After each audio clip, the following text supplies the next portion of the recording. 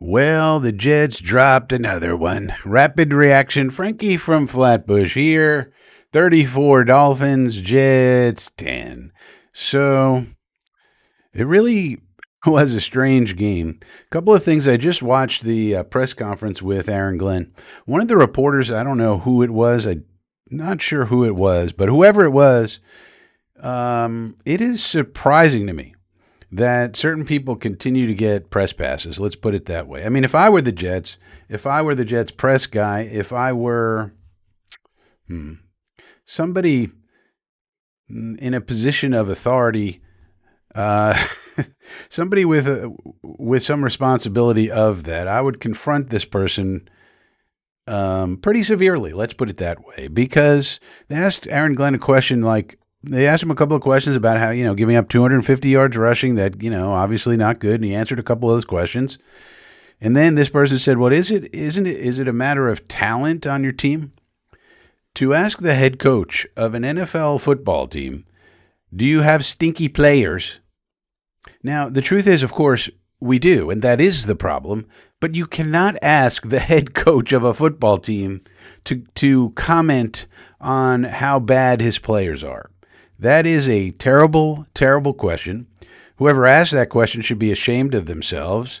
And if I was in position of authority with the media, that person's press pass would be cut off immediately. We can't have it. He already answered the question about the rushing problem. He answered it. He answered it twice. He might have even answered it 3 times. And then this person asks this trap question. And we can't we just can't have this kind of bullshit with our media. I think somebody needs to hold them accountable. I talk about it on this channel. I don't think anybody else does. We need more people talking about it. And we need people in authority with the Jets cutting off press passes for people who want to be complete douchebags. You want to be a complete douchebag? Fine. That's your right. You're allowed to. But you're not guaranteed a press pass in our facility to ask our head coach questions like that. Now, I also understand the Jets are 3-10. We lost by 24 points, and nobody's going to give a shit about the question that the media person asked, because so many people in the sports world and football world are outcome oriented rather than process oriented. And if you're 3-10, you're total shit. And if you're 10-3, you're the greatest thing since sliced bread. And that's just how it goes. And that's unfortunate. I think it's unfortunate. But anyway, back to the game. Now, the interesting thing about the game itself was that Steve Wilkes' strategy was to come out in more base than I've ever seen anybody come out in modern-day football.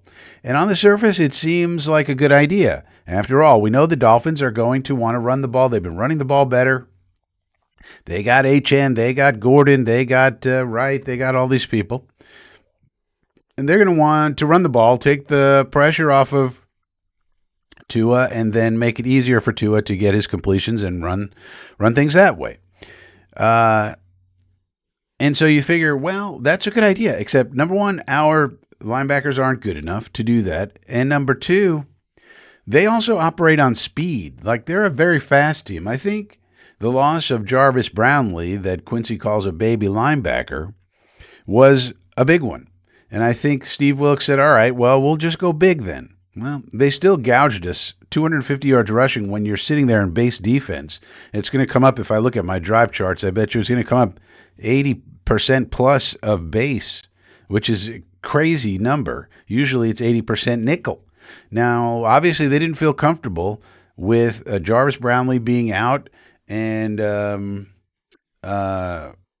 Tony Adams being out, and they called up Jordan Clark, and when they did go to nickel, it was Jordan Clark, and they inactivated Jasir Taylor, which is weird because Taylor has been here for a while. He was in nickel, got some playing time previously. I thought did okay-ish, but they made him inactive, and then they played Jordan Clark, who's a UDFA rookie off the practice squad, who they just signed to the 53-man. So they obviously didn't feel so comfortable with Jordan Clark to play their regular percentage of nickel, but they felt comfortable enough to put him in over Jasir Taylor, who had been doing so previously. So just strange strategy all around with personnel. And the reason I think that question by the journalist pissed me off so much is because it is about personnel. Of course it is. But It is, and I've been telling you that since the summertime. We look at the roster, and I said we have the worst talent in the AFC East. We're coming in last. Bingo! Look what happened. So it's not that it's wrong. It's that you can't expect a head coach to comment on the quality of the players that he has on the team that way. You know what I mean? What are you doing? I mean, if this were different times, I would totally expect and not blame Aaron Glenn for walking up to him and punching him in the face. But you can't do that. Don't do that. But if these were other times in other places where that was acceptable, I would, it'd be like, yeah, that guy deserved that. But we don't live in those times, so don't do that. um, anyway, so what can we learn about this game? Well, this was a disaster. I mean, it was really a first quarter disaster. Those first three drives were all touchdowns. After that, we played all right ish until the end. But Tua didn't have a giant game, but they ran all over us. Jalen Wright, 107 yards. Devin Achane, 92 yards. Waddle had 21. Ollie Gordon threw in 17. 240 yards, it says here, of rushing offense. That's terrible. Terrible. Now, also, Tyrod Taylor got injured, as he is wont to do, and that means, Tyrod is not coming back next year. Whatever we do at the quarterback position, it's not going to involve Tyrod. Not that I don't like Tyrod, but he just gets injured all the time. You got to figure out a different plan. Now, Brady Cook got in there, and as I told you guys, you don't want Brady Cook playing. And when he got in there, you saw why. 2 interceptions, 6 sacks, a couple of fumbles, and it was like, oh boy, 14 out of 30, 163 yards. Nothing good about it.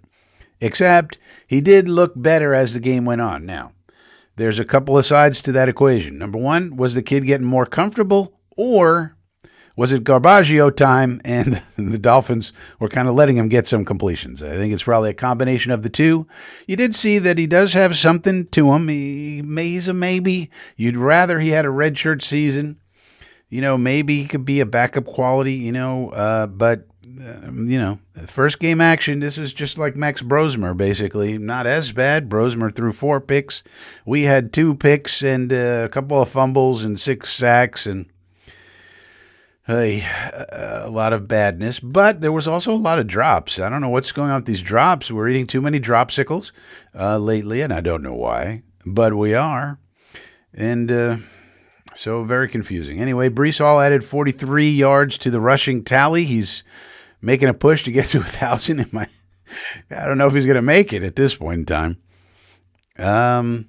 Mason Taylor did have 5 catches, 51 yards, made some nice plays, also had some drops. John Mechie, 4 catches, 34 yards, also some drop problems. Adonai Mitchell, our big play threat, 1 catch, 24 yards, 6 targets, but a lot of that was just out of bounds, over his head, etc.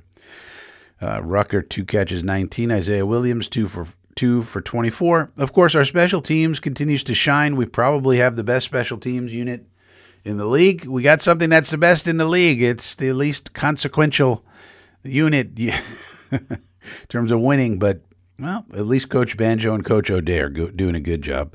Jamian Sherwood had 15 tackles, 1 tackle for loss, 2 passes defensed. Isaiah Oliver with 9 tackles, Malachi Moore. Now, this defense requires a total overhaul of personnel, and I think what they're going to do is they're not going to fire Steve Wilkes, if I had to guess. I think what they're going to do is say, let us get a full offseason where we have enough money for free agents, where we can get enough of them here, and let us reload in the draft, and then see what old Wilkes can do.